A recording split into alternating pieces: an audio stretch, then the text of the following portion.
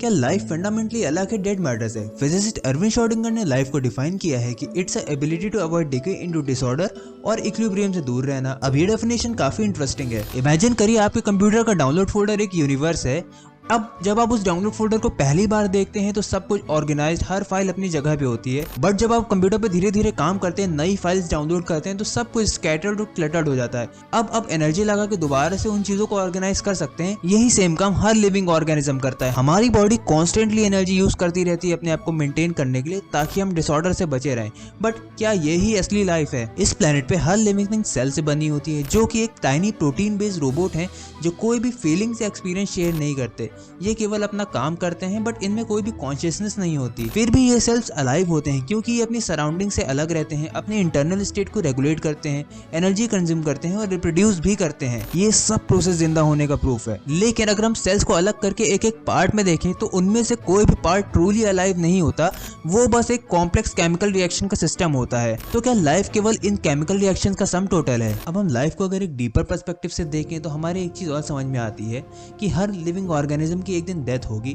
But इस unavoidable truth में एक और क्वेश्चन खड़ा होता है कि एग्जैक्टली लाइफ का पर्पस क्या है फिर हमारे? क्या ये सिंपली एक सर्वाइवल गेम है, या फिर गोल कुछ और ही है? एक थ्योरी कहती है कि लाइफ का मेन पर्पस है डीएनए परपेचुएशन, यानी जेनेटिक इन्फॉर्मेशन को एक जनरेशन से अगली जनरेशन तक पास करना। हर लिविंग ऑर्गेनिज्म अपने जीन को रेप्लिकेट करने की कोशिश करता है, और ये जीन्स ही हमारे फिजिकल, इमोशनल और मेंटल ट्रेट्स को डिफाइन करते हैं। इस नजरिए से देखें तो काफी एक्सटेंट तक लाइफ एक सेल्फिश जीन का गेम लगता है, जिसमें हर लिविंग ऑर्गेनिज्म का गोल है कि अपने जेनेटिक इन्फॉर्मेशन को आगे पास करना। पर ये पूरा सच नहीं है, क्योंकि जब हम एआई की बात करते हैं तो ये क्वेश्चन और भी ज्यादा कॉम्प्लिकेटेड हो जाता है।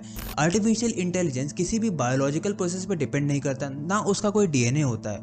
फिर भी वो एक लाइफ लाइक क्वालिटी एग्जिबिट करता है। वो इन्फॉर्मेशन को प्रोसेस करता है, डिसीजन लेता है और अपने एल्गोरिथम के बेस पे इवॉल्व भी करता है। अब इन सब के बाद एक और इंट्रिगिंग थॉट आता है कि क्या लाइफ का मूल एसेंस केवल बायोलॉजिकल होने में है, या फिर लाइफ एक एब्स्ट्रैक्ट चीज है जो किसी भी सिस्टम में हो सकती है, फिर चाहे वो डीएनए बेस्ड ऑर्गेनिज्म हो या फिर सिलिकॉन बेस्ड मशीन। अब अगर हम सिर्फ इंफॉर्मेशन प्रोसेसिंग के कॉन्टेक्स्ट में देखें, तो एक ट्री और एक एआई में कोई डिफरेंस नहीं है, क्योंकि दोनों ही सेम तरह की लाइफ प्रॉपर्टी शेयर करते हैं। दोनों ही सिस्टम अपने सराउंडिंग को सेंस करते हैं, प्रोसेस करते हैं और अडेप्ट करते हैं। पर क्या लाइफ को इस तरह से देखना सही है?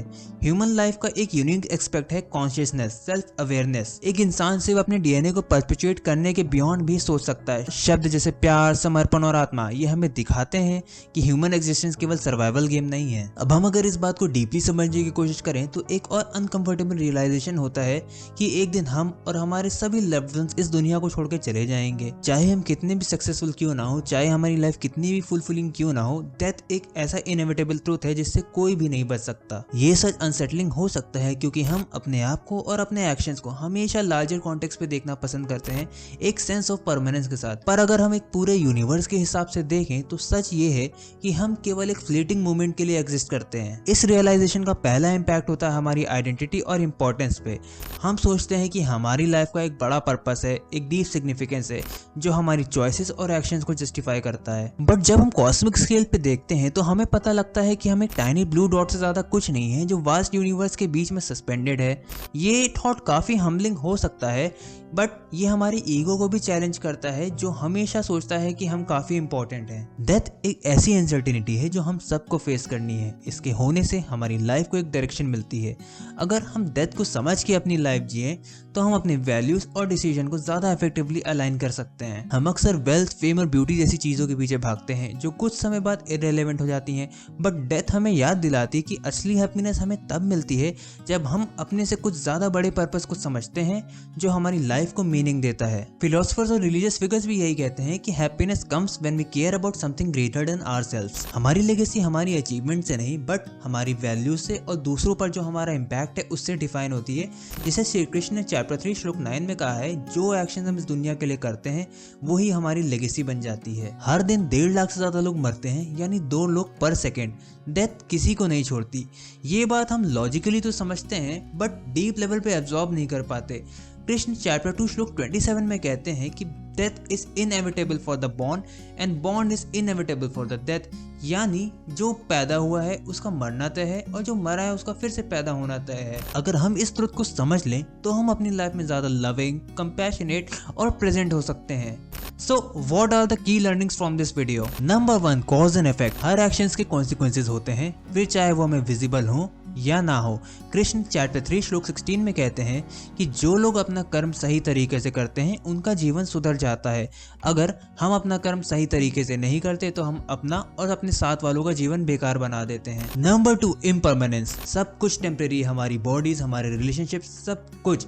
इसका मतलब ये है कि जो कुछ भी हमारे पास है वो हमेशा के लिए नहीं रहने वाला। इस टेम्परेरी नेचर को ही समझना हमारी लाइफ को और वैल्यू देने में मदद करता है। कृष्ण चैप्टर 2 श्लोक 14 में कहते हैं, मौसम जैसे गर्मी और ठंडी आते हैं वैसे ही सुख और दुख भी टेम्परेरी हैं, तुम्हें इन सब को बियर करना आना चाहिए। Number 3, suffering and attachment. हमारी अटैचमेंट्स हमें दर्द देती हैं क्योंकि जब कोई भी चीज़ परमानेंट नहीं है और हम जब किसी चीज़ से जुड़े होते हैं और वो चीज़ चली जाती है तो हमें दर्द होता है और यही अटैचमेंट हमें सफरिंग तक ले जाती है। कृष्ण चैप्टर 2 श्लोक 70 में कहते हैं कि जब इंसान अपने डिजायर से फ्री हो जाता है और उनको अपने कंट्रोल में रखता है तब वो सच्चा सुख और शांति पाता है। Number 4, death.